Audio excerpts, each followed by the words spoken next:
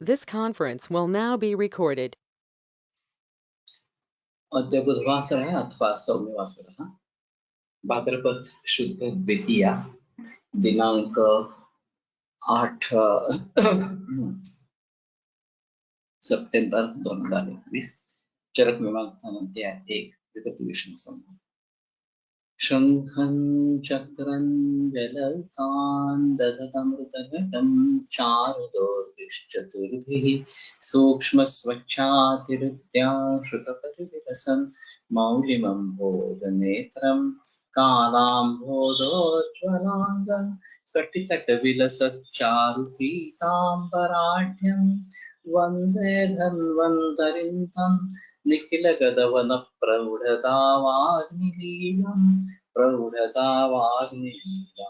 ब्रह्मणो हि समारब्धा मात्रेयादेश पूजिताम् अस्मदाचार्यपर्यन्तां वन्दे गुरुपरम्पराम् आयुर्वेदरसं वन्दे माधवाख्यं महागुरु आयुर्वेदामृतं सर्वं शिष्येभ्यो यः प्रदत्तवान् द्रष्टाज्ञानी दृष्टकर्मा कृतकर्मा तथैव च अध्यापको भिषक्श्रेष्ठो महान् संशोधकस्तथा गुणैरेतैः समुदितैः यत् कार्यं प्रतनोति सः समृद्ध्यर्थं हि कार्यस्य वयं नु प्रयतामहे सरस्वत्यै नमो यस्याः प्रसादात् पुण्यकर्मभिः बुद्धिदर्पणसङ्क्रान्तं जगदध्यक्षं वीक्षते आत्रेयं प्रथमं वन्दे आयुर्वेदजगद्गुरुम् आयुर्वेदामृतं सर्वं गृहीत्वा हि सुरेश्वरात् अग्निवेशादिकेभ्यो यत् प्रयच्छति सप्तमः प्रथमं तन्त्रकर्तारं अग्निवेशं नमामि।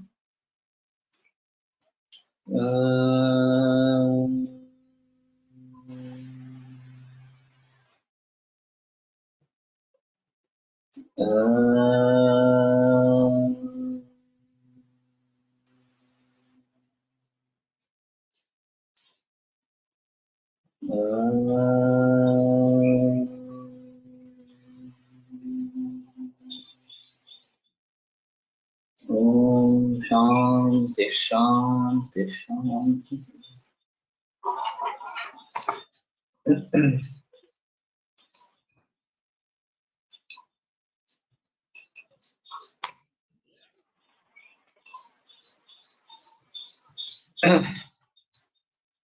अस्मिन् व्याख्याने रसानां दोषाणां च यः उत्कर्षापकर्षकृतो विषमसमवायः उच्यते स न युज्यते यतो विषमसमवायेऽपि उत्कृष्टस्य रसस्य तथा दोषस्य च उत्कृष्टा गुणा अपकृष्टस्य च अपकृष्टा गुणा भवन्ति इति कृत्वा अवयवप्रभावानुमानेनैव समुदायप्रभावानुमानं शक्यते।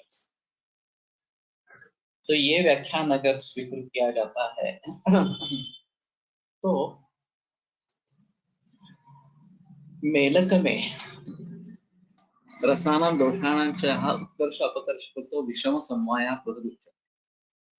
रस और दोषों का उत्कर्ष या अपकर्ष ज्यादा होना या कम होना, इसके जरिए जो विषम समवाय कहा गया है, अलग कहा गया है, स न युज्यते, वो बराबर नहीं है। इस प्रकार से यह तो विषम समवायेऽपि उत्कृष्टस्य रसस्य तथा दोषस्य च उत्कृष्टा गुणा, क्योंकि विषम समवाय में जो उत्कृष्ट रस है या उत्कृष्ट दोष है, उसके जो उत्कृष्ट गुण रहेंगे और अपकृष्ट च अपकृष्टा गुणा भवन्ति, और जो कम है उसके कम गुण इस प्रकार के होंगे। इति कृत्वा अवयव प्रभावानुमानेनैव समुदाय प्रभावानुमानं शक्यते। तो इस तरीके से अवयवों के प्रभाव के अनुमान के अनुसार समुदाय के प्रभाव के बारे में सोच सकते हैं। अगर कोई दाल बनती है, सब्जी बनती है, उसमें अगर नमक ज्यादा डाला गया तो वो लवण प्रचुर इस प्रकार की बनेगी और उसके गुणधर्म दिखेंगे।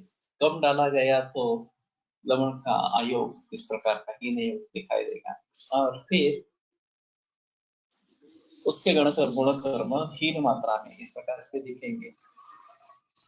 तो अवयव के अनुमान के अनुसार ही अवयव के प्रभाव के अनुमान के अनुसार ही समुदाय प्रभाव तत्व निश्चित कर रहे हैं। तो यहाँ विषम मेलक का कोई संबंध इस प्रकार का नहीं रहेगा।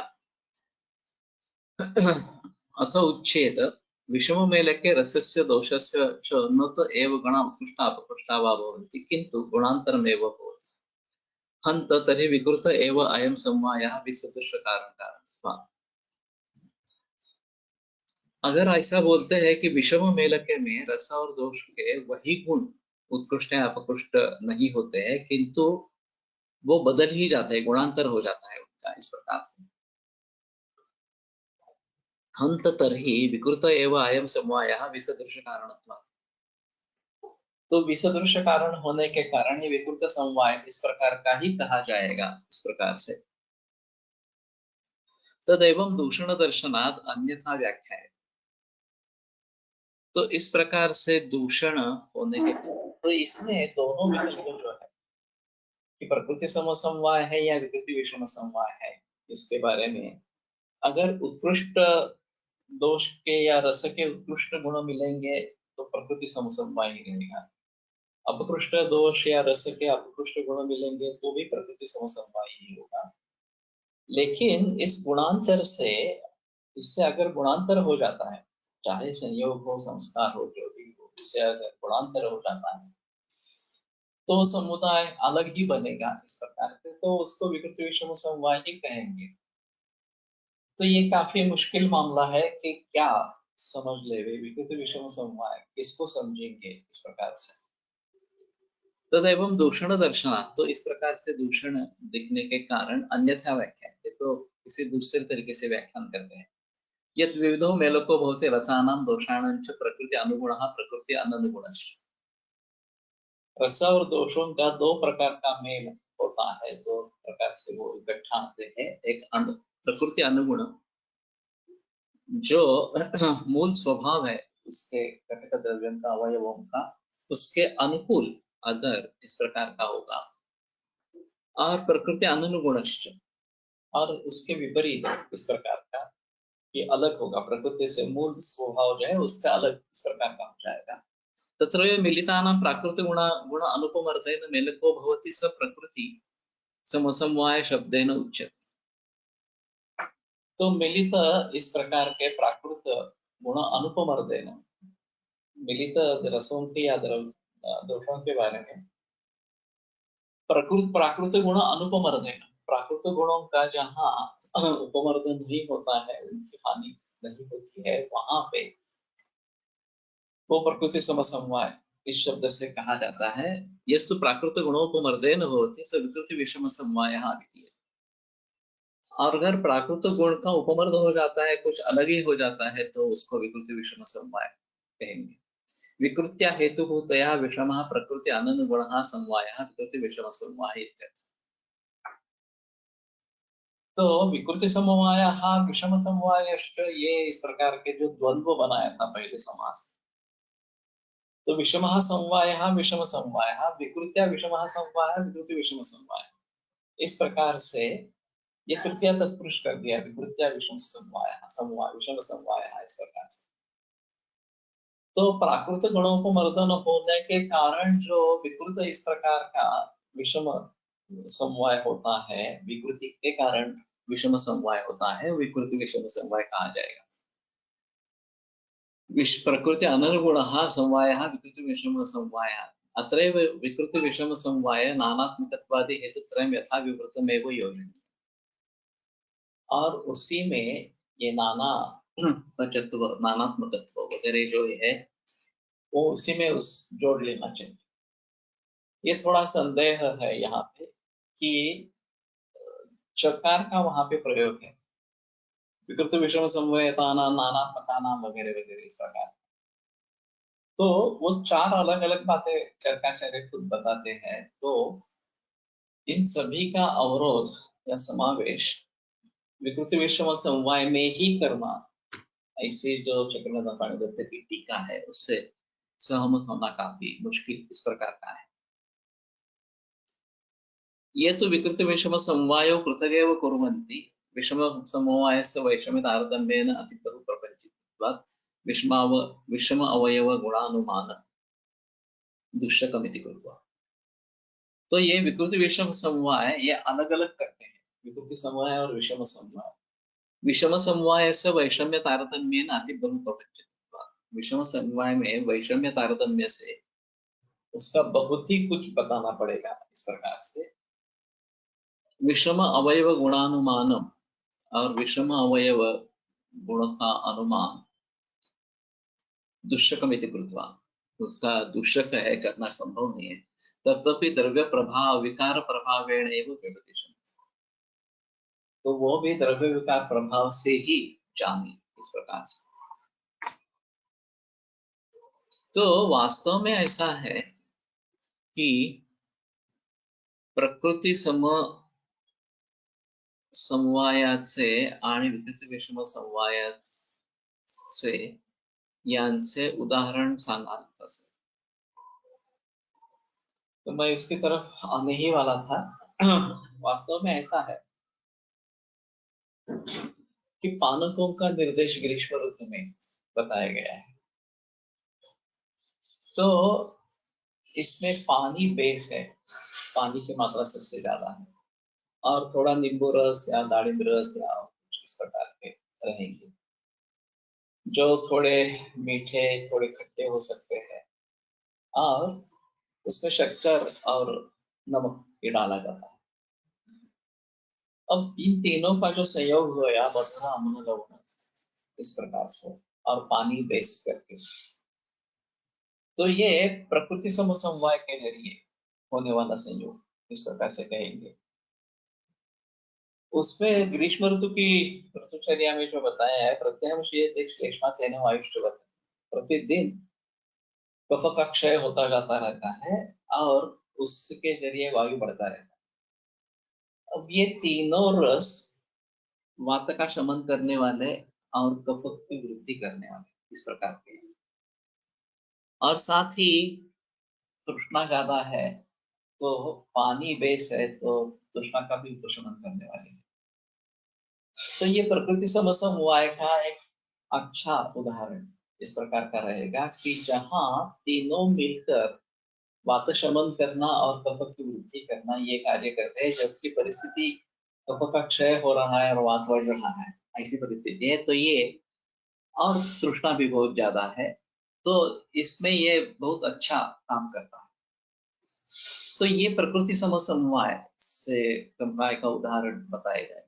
अब पंचामृत जैसा संयोग है, जिसमें दूध और दही इकट्ठा नहीं करना है आमतौर पर, लेकिन यहाँ पे किया जाता है, और उसके साथ में घृत और मधु और शर्करा ये भी है, तो वैसे ये विरुद्ध संयोग कहा जाएगा।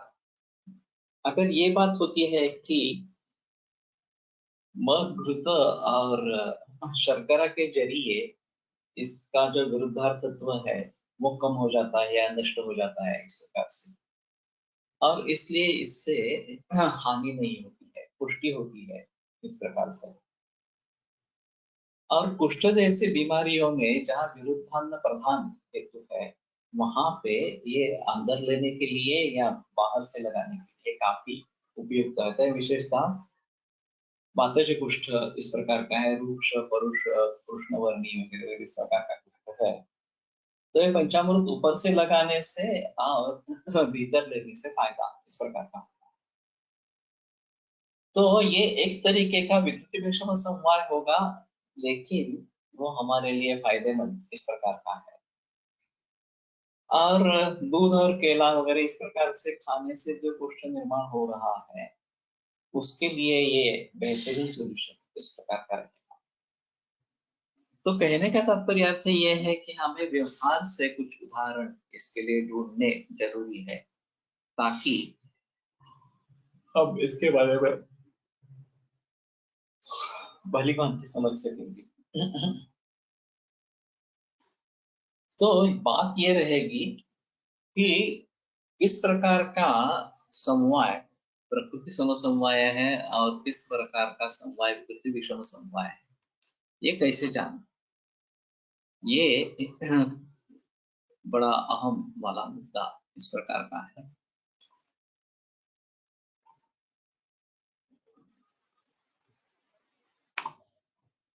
तो न तो एवं खलु सर्वत्र नहि विकृति विषम समवेतानां नानात्मकानां परस्परेण च उपहतानां अन्येषु विकल्पनैः विकल्पितानां अवयव प्रभावानुमानेनैव समुदाय प्रभाव तत्त्वं मध्ये साधुं शक्यम्। कुष्ठामध्ये पंचामृत अनुपान म्हणून वापरावं का, सेपरेट पान देता है, दोनों कर सकते हैं, अनुपान के रूप में भी प्रयोग कर सकते हैं और सेपरेटली भी दे सकते हैं। तो अनुपान के रूप में अगर प्रयोग करेंगे वो चलेगा। दूसरी बात ऐसी है कि घी डालने के लिए अगर बताया है, लेकिन हम यष्टि मधु गुरुत्व, महातिक्त का गुरुत्व ये भी उसमें डाल सकते हैं, उसके साथ में शहद, मधु वगैरह, शहद, ये सभी बातें डाल सकते हैं, ऐसा भी थोड़ा सा हो सकता है। तो ये थोड़ा अलग कॉम्बिनेशन इस प्रकार का बनेगा और उसके जरिए अच्छा खासा रिजल्ट मिलेगा। तो नानात्मका नाम, अगर बहुत सारे तरीके से योगों को इकट्ठा किया जाता है, अब ये खाना खजाना वगैरह इस प्रकार के जो प्रोग्राम्स होते हैं उसमें एक दूसरे से जोड़ते रहते हैं। एक काफी एडवर्टाइज होती है कि अधिक से अधिकम फलम, इस प्रकार से, तो दूध अच्छा है, फल अच्छा है, दोनों इकट्ठा करके मिल्क शेक बना लिया, या शिकरण जैसे पदार्थ बने, या सीताफल रबड़ी वगैरह इस प्रकार की बात बनी, तो लोग समझ लेते हैं कि हाँ ये अच्छा है, ये भी अच्छा है, वो भी अच्छा है, दोनों इकट्ठा आने पर अच्छा ही होगा, लेकिन अच्छा नहीं होता है। विरुद्धमूलम पैसा स सर्वम फलम तथा, ये जो बात बताई गई है, तो उसके श्रमणार्थ स्नेहपान देतो तसं पंचामृत देता येईल का, हो सकेगा। आणि शीतपित्तामध्ये पंचामृत वापरता येईल का, ये भी हो सकेगा।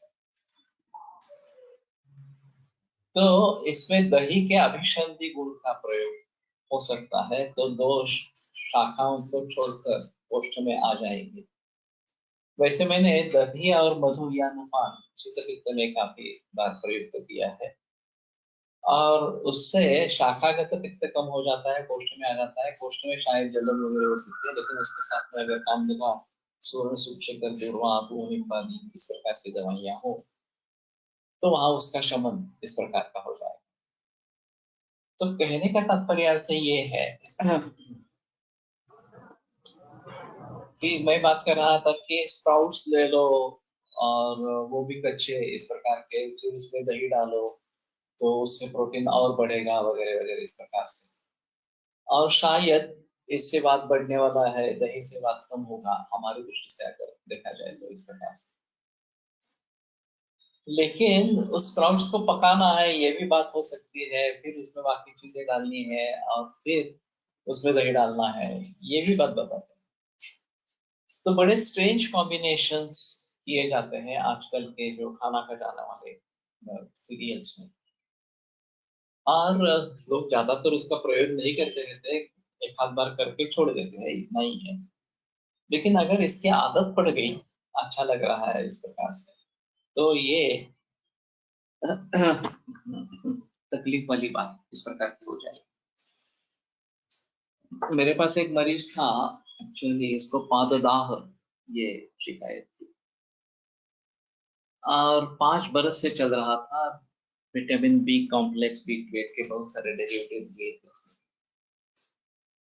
फायदा नहीं हुआ। जब कारण पूछा गया तो पता चला कि 3 केले हर रोज खरीदता था, रोटी सब साथ में लेते जाता था, और कंपनी से दूध लेता था, और उसका शिकरण बना के हर रोज खा रहा था। दोपहर का भोजन शिकरण और रोटी ऐसा ही था, और ये 10 बरस उसने लगातार। अब पहले 5 बरस कुछ भी तकलीफ नहीं हुई, फिर ये पाददाह के लक्षण शुरू हुआ, और वो मिट नहीं रहा। तो पादवे कुरते दाहम पित्तासुर सहित नीला, तो वायु उसका मूल कारण है, और पित्त और रक्त के साथ होने वाला वायु इस प्रकार। तो रक्त दृष्टि का हेतु स्पष्ट था इस समय। तो अगर हम वो हेतु बंद करवाते तो धीरे धीरे उसका इफेक्ट चला जाएगा, और 5 बरस के बाद शायद दाह बंद हो जाएगा, फिर भी दोषो वैषम्य रहेगा। 10 बरस के बाद स्वभाव के सिद्धांत से वो ठीक हो जाएगा, लेकिन उसमें 10 बरस लगेंगे। शमन करेंगे कुछ हद तक, विरुद्ध न है इस प्रकार के सेवन करते हैं इसलिए तो ज्यादा जल्दी होगा, लेकिन शोधन करेंगे तो और जल्दी।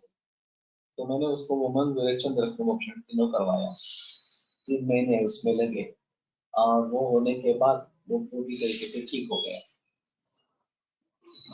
तो कहने का तात्पर्य अर्थ ये है कि अगर इस प्रकार के स्पष्ट हेतु है और नाना तत्व, ये जो बात बताई गई है ये अगर है तो उसके बारे में सोचेंगे कि ये विकृत विषम समवाय कैसे बन गया इस प्रकार से। परस्परेण च उपहतानाम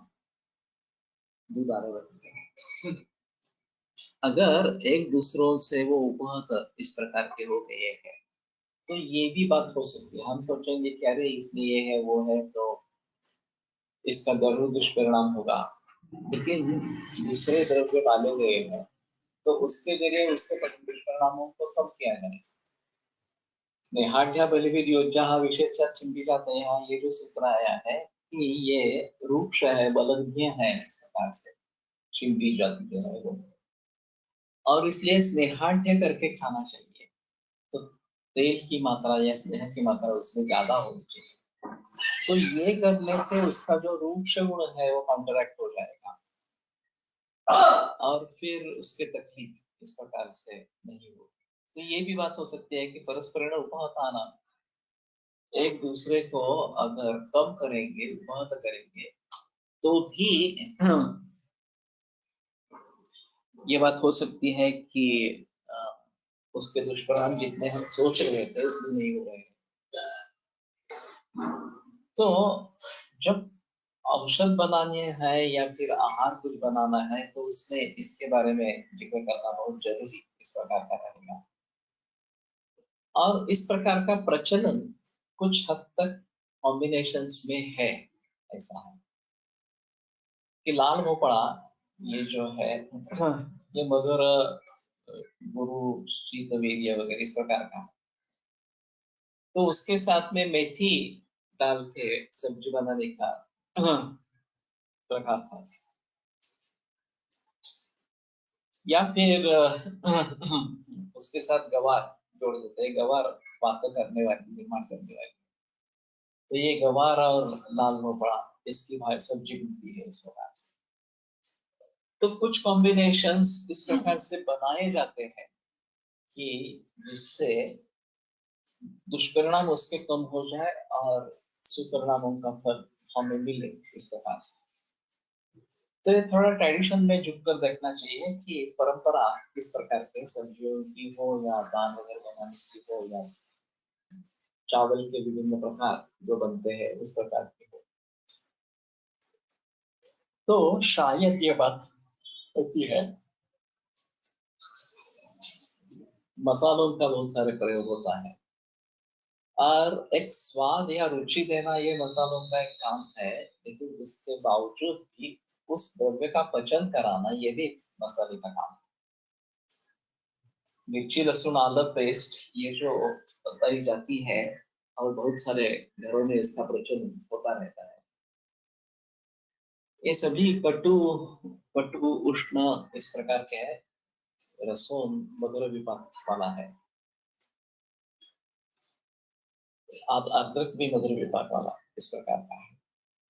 लेकिन फिर भी उष्णवीर्य है, पाचन है, ये सभी गुणधर्म उसमें रहेंगे और इसलिए जिस पदार्थ में ये डाले जाएंगे उसका पचन अच्छा होने के लिए ये ठीक रहेगा। मध्यम मांसम तथा अम्लंच हितम लशुन सेवनम, ये भी बात बताई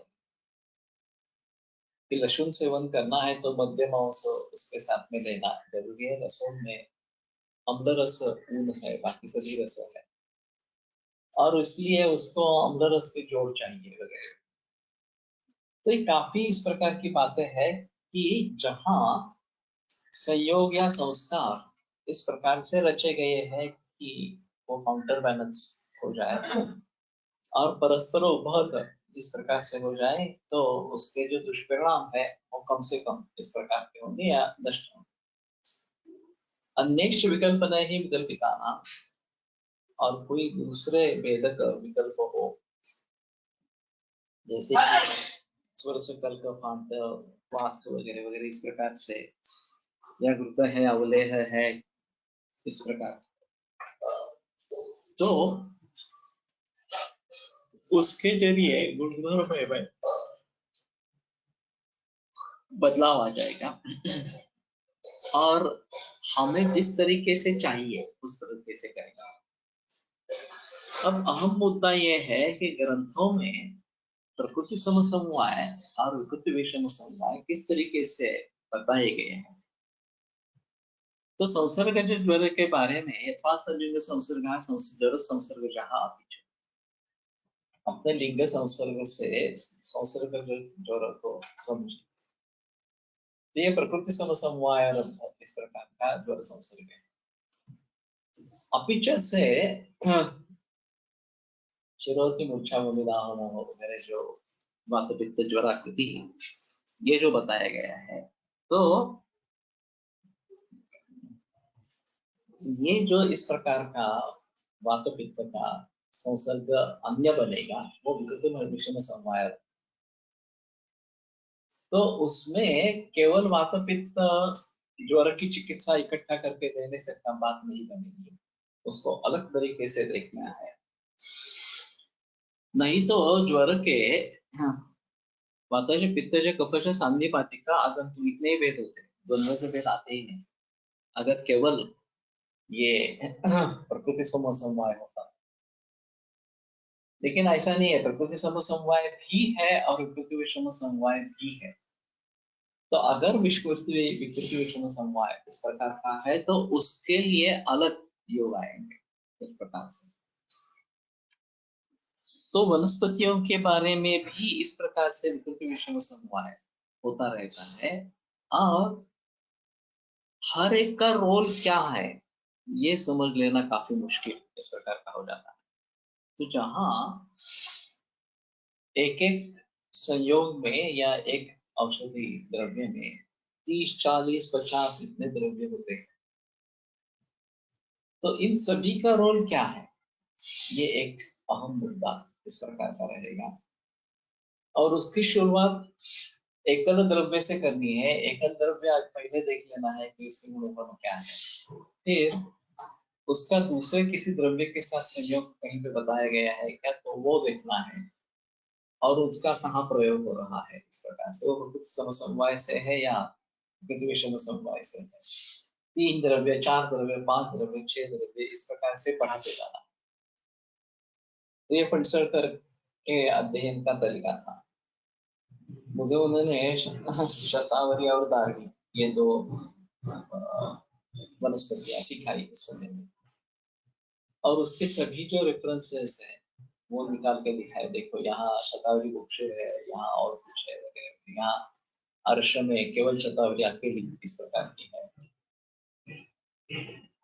अभी तो ये आसान है क्योंकि ये काम तो हो चुका है, शतावरी कहाँ कहाँ पे है, किस नाम से है, ये कोश में मिलता है। लेकिन उसके आगे उसकी जो परम्यूटेशंस कॉम्बिनेशंस होती रहेगी वो किस तरीके से आई है ये देखना बड़ी दिलचस्प बात इस प्रकार की होती है। तो इनके आधार पर अगर हम भलीभांति इसको समझने की कोशिश करेंगे तो एक द्रव्य से आरंभ करके बहुत जो संयोग है और उसमें फिर अन्येष विकल्पना ये विकल्पिता नाम ये भी रहेगा, कावा किसका बनाया है, कल किसका बनाया है वगैरह वगैरह। और फिर उसको भलीभांति समझ लेना है, खास करके सिद्ध जुड़ता सिद्ध तैल इस प्रकार का जो होता है जहाँ कल का द्रव्य भी है और पाठ्य द्रव्य भी है। तो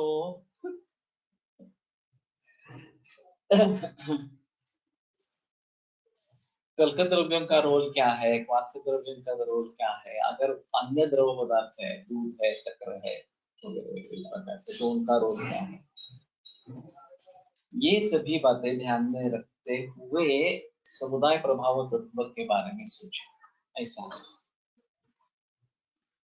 तो ये बड़ा कठिन काम है और इसको भली भांति समझ पाना मुनियों की ही बस की बात है। ऋषिरेव मुनिरेव जानाति तर्कस्य एव ज्ञानम्, इस श्रुति में कहा गया है कि वो ही जानते हैं तर्क से योग का फल क्या है। तो मूल द्रव्य का गुणकर्म समझ लेना ये एक बात, और केवल मूल द्रव्य से बात नहीं बनेगी। उनके जो भी योग बनेंगे उन सभी के बारे में भी सोचना है कि उनके समुदाय प्रभाव तत्व किस प्रकार का होगा। और ये रस के बारे में खास करके आहार के बारे में सोचना है और रोगों के बारे में, दोषों के स्तर पर इसके बारे में चिंता करनी है कि समझ लेना है कैसे दोष किस प्रकार से और किन गुणों से इकट्ठा आते हैं, अंशांश विकल्पना उनकी क्या होती है, और फिर उससे जो रिजल्टेंट बनेगा वो किस प्रकार का बनेगा। तो ये काफी मुश्किल इस प्रकार की बातें हैं, फिर भी जो है वो है इस प्रकार से। अब आधुनिक वैद्य जब आहार को ही देखता नहीं है तो उनके लिए बस की बात है ही नहीं। और फिर जो परम्यूटेशंस कॉम्बिनेशंस की जाती है वो शायद प्रकृति समसमवाय ऐसे कार्य होगा ऐसा समझ कर की जाती है, लेकिन वैसा ही होता है ऐसा भी नहीं। तो एडवर्स ड्रग रिएक्शन ये भी एक है कि दो ड्रग्स अलग अलग इस्तेमाल में लाए जा रहे हैं, इकट्ठा करेंगे तो उसका नतीजा क्या होगा ये बता नहीं सकते इस प्रकार से। तो और ये एलोपैथी के दो ड्रग की बात कर रहा हूँ, एलोपैथी और आयुर्वेद, एलोपैथी और होम्योपैथी, आयुर्वेद होम्योपैथी सभी का अगर इस प्रकार का जीवन चल रहा है तो उसका नतीजा क्या होगा ये बताना काफी मुश्किल इस प्रकार का होगा। Same medicine content but different औषधि कल्पना, different actions may be classical example of this. Yeah. तो औषधि कल्पना भिन्न हो जाने से उसके गुणधर्मों में बदलाव आता है। चरक सुश्रुत वाक्य को लेंगे, बृहत्तरी को लेंगे तो उसमें ऐसा है कि रोग और उसके प्रकार, उसके अवस्थाएं, उसके साथ जुड़े हुए लक्षण वगैरह वगैरह इस प्रकार के लिए औषधियां बताते जाते हैं। उसमें पंचकर्म भी होता है, इसमें योग भी होते हैं, सिंगल द्रव्य भी होते हैं, एक द्रव्य भी होते हैं, और वो उसी तरीके से चलता आता है। लेकिन आगे के लघुत्रय के ग्रंथ देखेंगे तो उसमें पहले क्वाद बताएंगे, फिर युद्ध बताएंगे, फिर अवलय बताएंगे, फिर रसशास्त्र के योग बताएंगे, औषध वाइज कैटेगराइज करके उन्होंने रवि और रत्नाकर वगैरह में किया। तो उसमें कल्पना को ज्यादा महत्व है।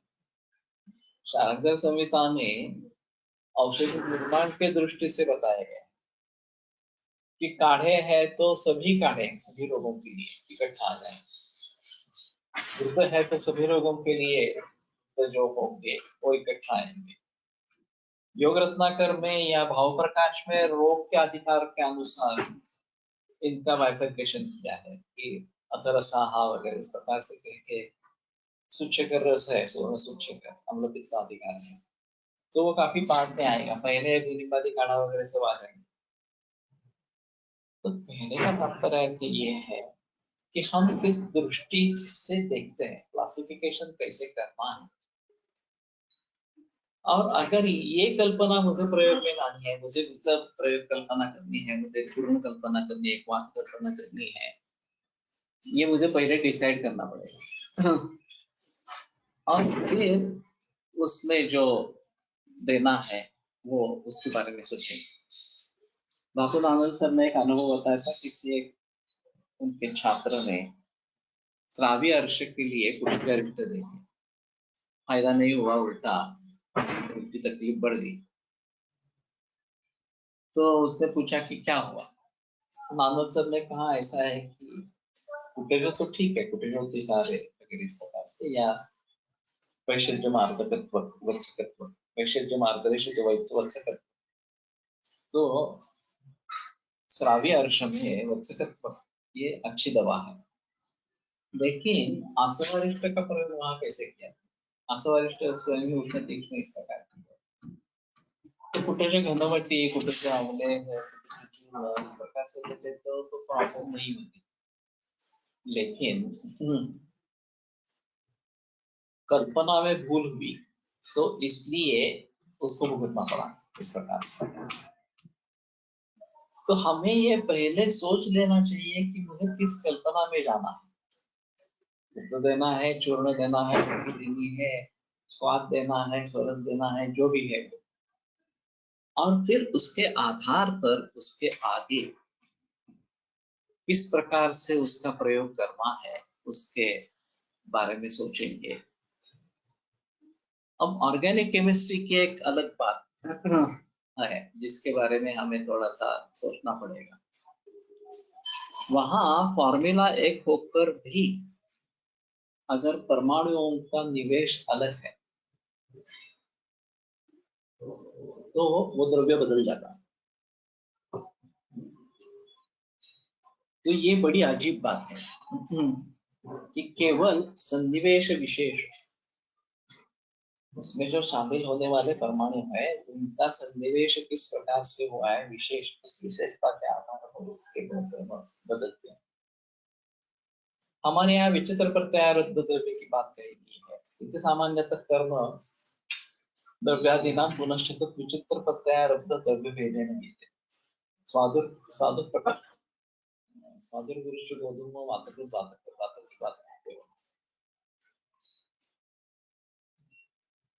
तो विचित्र प्रत्यारब्ध विचित्राश्च प्रत्ययाते प्रत्ययाश्च। तो प्रत्यय का अर्थ कारण है। विचित्र कारणों के जरिए जो द्रव्य निर्माण होता है उसके गुणधर्म अलग है इस प्रकार। तो इसको किस प्रकार से समझेंगे? तिल वगैरह उदाहरण उसमें बताए गए हैं कि ये प्रत्यारब्ध द्रव्य है और फिर रसों के आधार पर इसके बारे में गुणधर्म नहीं बता सकते। शीतम वीर्यणे द्रव्यम मधुरम रसपाकेयो। शीत वीर्य है, मधुर रस विपाक इस प्रकार के हैं। तो रस के आधार पर उसके गुणधर्म बता सकते। अम्ल द्रव्य है और उष्ण वीर्य है, अम्ल विपाक है तो उसके बता सकते हैं।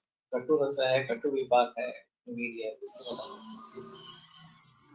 लेकिन दो चार रस इकट्ठा है, उसमें कोई प्रबंध है तो रसारंभक महाभूत और दो द्रव्यारंभक महाभूत अलग हो जाएंगे, ऐसा वहां पे बताया गया।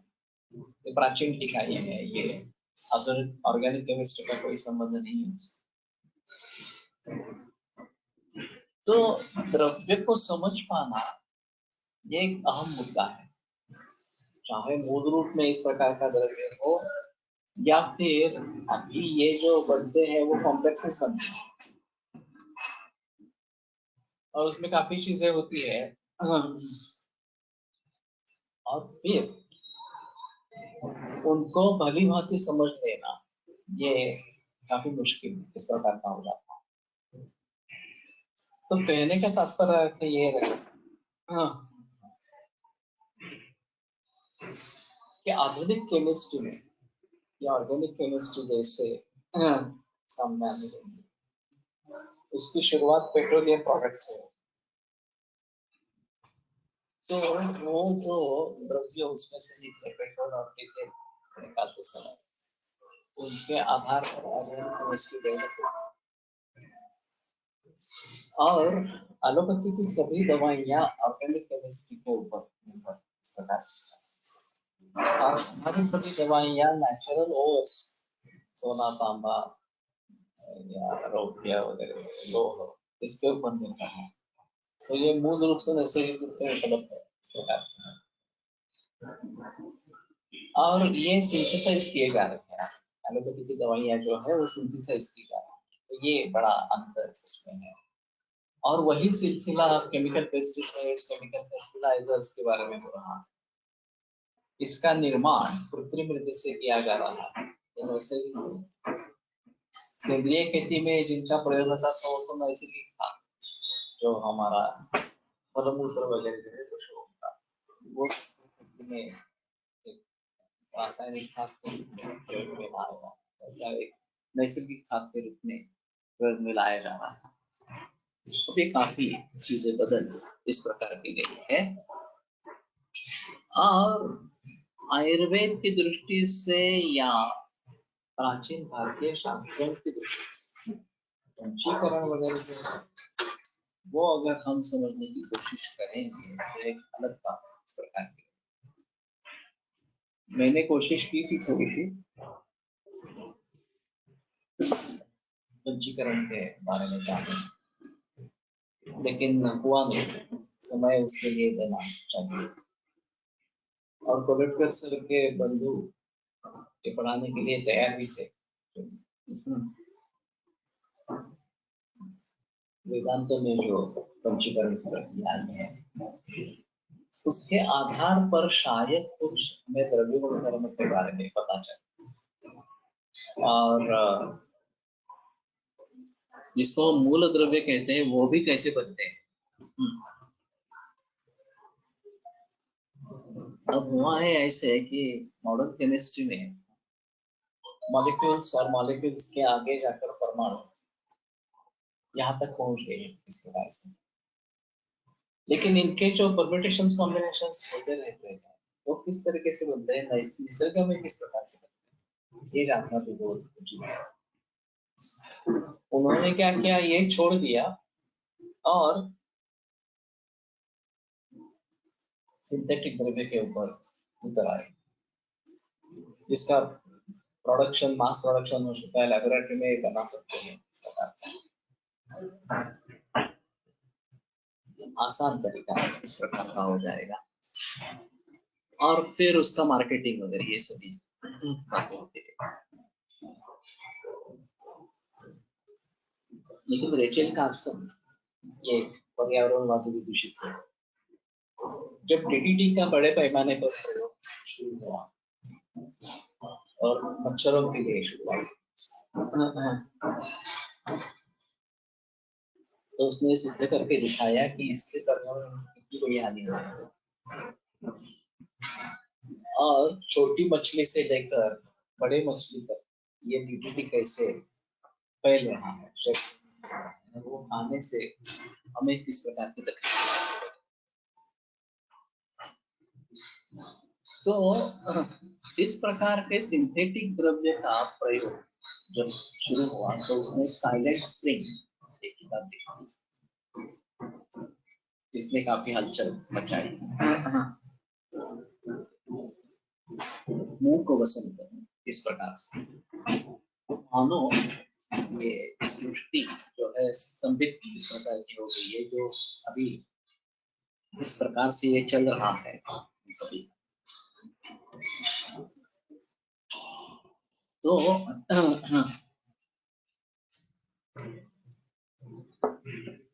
शुरू में किसी ने ध्यान नहीं दिया क्योंकि ये लॉबी बहुत स्ट्रॉन्ग केमिकल्स बनाने वाली। बाद में जब दुष्परिणाम सामने आने लगे तो इसके लिए कमीशन बैठाया अमेरिका, फिर उन्होंने परीक्षा करके और काफी अभ्यास करके बताया कि ये बता रही है वो सही है, जो बता रही है वो सही। फिर केमिकल पेस्टिसाइड्स का उत्पादन कम नहीं हुआ, लेकिन उस पर रिस्ट्रिक्शंस आ गए, कितना डालना है, कैसे डालना है। भारत में वो भी प्रचलन में है। जहाँ 100 मिलीग्राम मात्रा बताई गई है वहाँ 2-3 किलो फेंक देते हैं, और जितना अच्छा जाएगा उतना कीटनाशक अच्छा काम करेगा। ऐसे भारतीय किसानों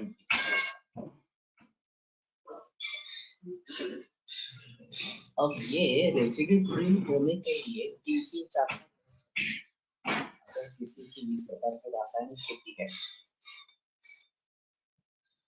और फिर से नैसर्गिक खेती की तरफ अगर मुड़ना चाहते हैं तो रेसिड्यू फ्री होने के लिए 3-4 बरस लगते हैं। तो हमारे हिसाब में भी ये परमाणु तक उतर आना जरूरी होगा, लेकिन वैशेषिकों का जो कहना है कि विशेष पदार्थ उन्होंने माना और उसकी खासियत ये थी कि एक ही पृथ्वी महाभूत के दो परमाणु है, तो उसमें अंतर क्या है? तो उन्होंने बताया कि उसमें एक विशेष रहता है, पदार्थ रहता है, जिसके जरिए ये तांबा अलग हो जाता है, लोहा अलग हो जाता है, सोना अलग हो जाता है। अब इनऑर्गेनिक केमिस्ट्री क्या अलग है, वही बात बता रही है इस प्रकार से। ये एलिमेंट्स है इस प्रकार से, आयरन हो, सोना हो, वगैरह वगैरह इस प्रकार। अब इनके कॉम्बिनेशन से कुछ मिश्र धातु वगैरह इस प्रकार के भी बनते हैं, उनके गुणकर्म शायद प्रकृति गुण जो वाले हो या कुछ परिवर्तन आ गया इस प्रकार से। सोच समझ प्रयोग होना है। अब जो एल्यूमिनियम आ गया बाद में, और एल्यूमिनियम के बर्तन बने, और शुरू में उसकी क्रेज थी कि यार ये अच्छा दिखता है, तो काफी प्रचलन हुआ। बाद में पता चला कि ये अल्जाइमर वगैरह का निर्माण करता है। लेकिन अभी भी लोगों को उसके बारे में जानकारी नहीं है। तो अभी मरी जाता है एक्टिविटी वगैरह इस प्रकार या वातविकार को, और इसका मूल कारण एल्यूमिनियम है। तो हमको पता है कि बर्तन प्रयोग में नमक लाओ तो बंद कर दो इसका प्रयोग। लेकिन बात ऐसी है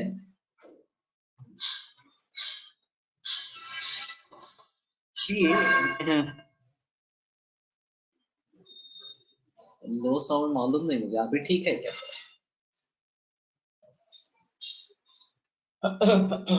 मूल्य द्रव्यों तक हमें उतर जाना चाहिए। और अभी के हिसाब में मैं जब पढ़ रहा था तो 92 इस प्रकार के मूल्य द्रव्य वो बढ़ते रहते 127 तक बढ़ते। उसमें ये गॉड पार्टिकल भी अभी रिसेंटली आ गया, और वो कुछ क्षणों के लिए होता है, लेकिन होता है, नया है। अब इनके परम्यूटेशंस और कॉम्बिनेशंस के कुछ ना कुछ पदार्थ बनते रहेंगे, जिनके बारे में कैसे सोचेंगे ये मुद्दा इस प्रकार। कार्बन और हाइड्रोजन से ही इकट्ठा पूरी ऑर्गेनिक केमिस्ट्री बनी। तो इसके बारे में कैसे सोचें? तो मैं मानता हूं कि नैसर्गिक जो अवेलेबल है उसके बारे में हम पहले सोचेंगे, और फिर ये जो अनैसर्गिक है, कृत्रिम से बनाए गए हैं, उनके बारे में इस प्रकार से सोचेंगे, क्योंकि उनके भी गुणकर्म है, कभी हानि लाभ होने वाले इस प्रकार के हैं। तो भली भांति अगर उनको समझने की कोशिश करेंगे तो कहाँ पे उनका सही प्रयोग है और कहाँ पे नहीं है,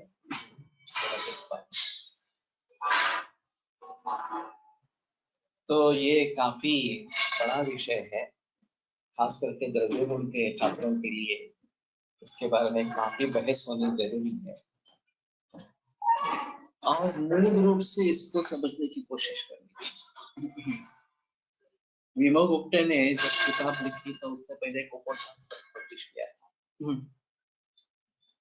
और मेरे पास उपोद्घात उन्होंने भेजा, तो मैं बड़ा आश्चर्यचकित रहा कि उनके विचार जो व्यक्त थे वो काफी अच्छे थे।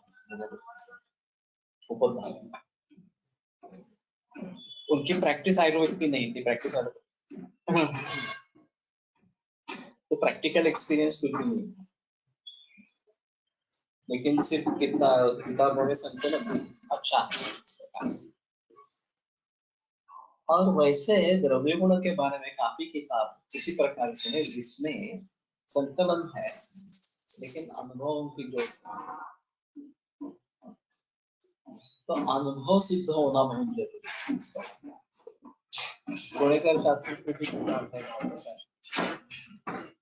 उनकी भी प्रैक्टिस नहीं थी, अच्छे विद्वान थे, बॉटनी का अच्छा ज्ञान था,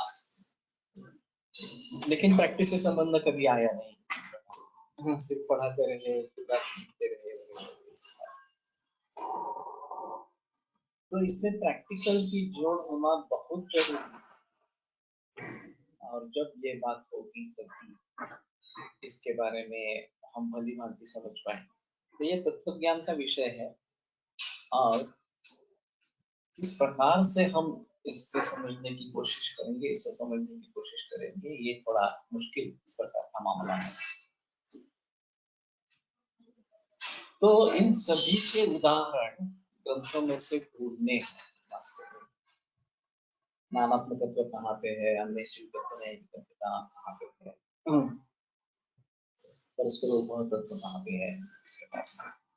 अल्पस्यापि महार्थत्वं प्रभुत्वस्य अल्पकर्मकां कुर्यात् संयोग विक्लेश काल संसारी, ये जो अक्षर चिकित्सा तंत्र से आते हैं,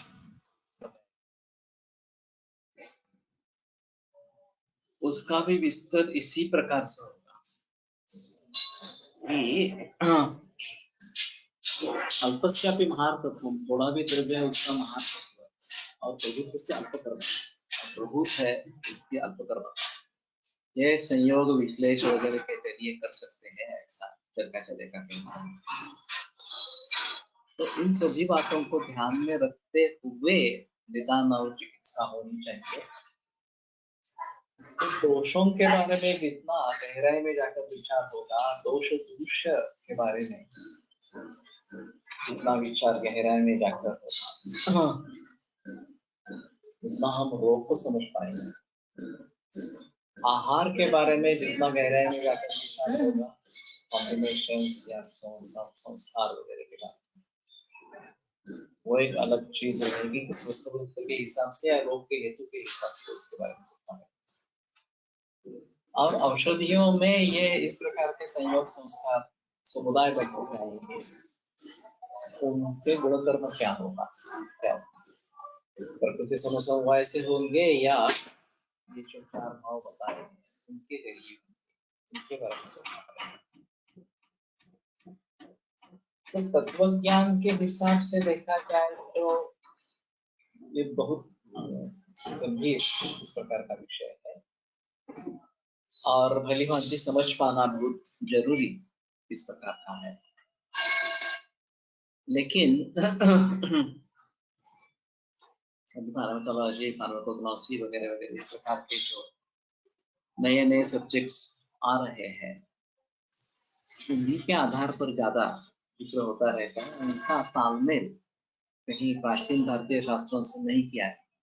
ये एक अलग समस्या इस प्रकार की है। यहाँ जवाहरलाल नेहरू ये विज्ञान है, CCRS का यूनिट है, वहाँ ज्यादातर संशोधन जो होता है वो फार्माकोलॉजी के हिसाब से संशोधन होता है। लेकिन हमारे तरीके से ये रसवी विभाग को कैसे जाने, इसके रिजल्टेंट को कैसे जाने, इसके बारे में कोई बहस नहीं। तो हमें चाहिए कि इन सभी टेक्नोलॉजी का प्रयोग करके इसके बारे में हम जान सकें, तो ज्यादा बेहतर इस प्रकार का होगा। और मुझे मालूम नहीं, कोई सोचता ही नहीं है ऐसा ही थोड़ा सा, तो ये कब हुआ, कैसे हुआ, कुछ पता इस प्रकार का नहीं। तथा युक्त ही समुदाय समुदाय प्रभाव तत्व एक एवं उपलब्ध तत्व द्रव्य विकार प्रभाव तत्व व्यवस्थित, इस प्रकार के समुदाय में समुदाय प्रभाव तत्व एवं उपलब्ध। अब ये इसको कैसे हासिल करना, समुदाय प्रभाव तत्व कैसे समझना है, उसके आधार पर द्रव्य विकार प्रभाव तत्व में द्रव्य और विकार के प्रभाव तत्व को जानना। तो शायद अगला पूरा लेक्चर इसे भी चला जाएगा। सोमवार को कल तो लेक्चर होगा, शुक्रवार को तो गणित छुट्टी रहेगी, शनिवार को फिर से लेक्चर रसरत्न समुच्चय का होगा, कल और शनिवार को। सोमवार को गौरी भी भोजन है, तो आने वाले हैं रविवार को, और गौरी भोजन गौरी पूजा जो है वो सोमवार को है, मंगलवार को गौरी विसर्जन। इसमें काफी महिलाएं हैं, तो अगर आप बता सकती है कि सोमवार को लेक्चर रखे या नहीं रखे। मैं तो रखता आया हूँ आज तक, लेकिन वो हिस्सा नहीं ले पाते हैं, घर पे गौरी होती है। हमारे घर में तो नहीं है, तो मुझे प्रॉब्लम नहीं है, लेकिन जिनके घर पे गौरी होती है उनको काफी मुश्किल हो जाता है। तो सोमवार को रखना है या नहीं रखना है मुझे बता देना। मेरा क्लिनिक तो बंद है, दोनों क्लिनिक बंद है। नो से ओके, तो ठीक है, सोमवार को बंद रखते हैं। और गुरुवार, शनिवार और फिर मंगलवार को ये होगा। तो इस सूत्र के बारे में बहस करेंगे। इस समुदाय प्रभाव तत्व को कैसे समझे, ये एक बड़ी समस्या है। तो ठीक है, मैं थोड़ा कोशिश करूँगा। आयुर्वेद प्रकांडो निगदितैः शल्यतंत्र प्रधानः शिष्येभ्यः शाश्वतोऽयं निखिलजनकृपा व्याप्तचित्तेन आयुर्वेदस्य वाञ्छं पुनरपि भुवने तां च सुष्ठु प्रतिष्ठां श्रेष्ठं धन्वन्तरिं तं प्रणमति च सदा वैद्यवर्गो वैद्यवर्गो। एक दो है गोवा पढ़ते की किताब है संस्कृत में, वो अच्छे प्रैक्टिशनर थे, तो वो भी अच्छी है। और घरगुती औषधि आपने किताब, वो भी प्रैक्टिकल, लेकिन मूल रूप से हाँ संस्कृत ग्रंथों के आधार पर तो गोवा पढ़ते की किताब है। इस प्रकार की द्रव्य गुण की किताबें प्रैक्टिकल एक्सपीरियंस है। अभी ये विनोद के सर की किताब पर चलते हैं, नए सर की किताब पर चलते हैं, लेकिन फिर भी प्रैक्टिकल एक्सपीरियंस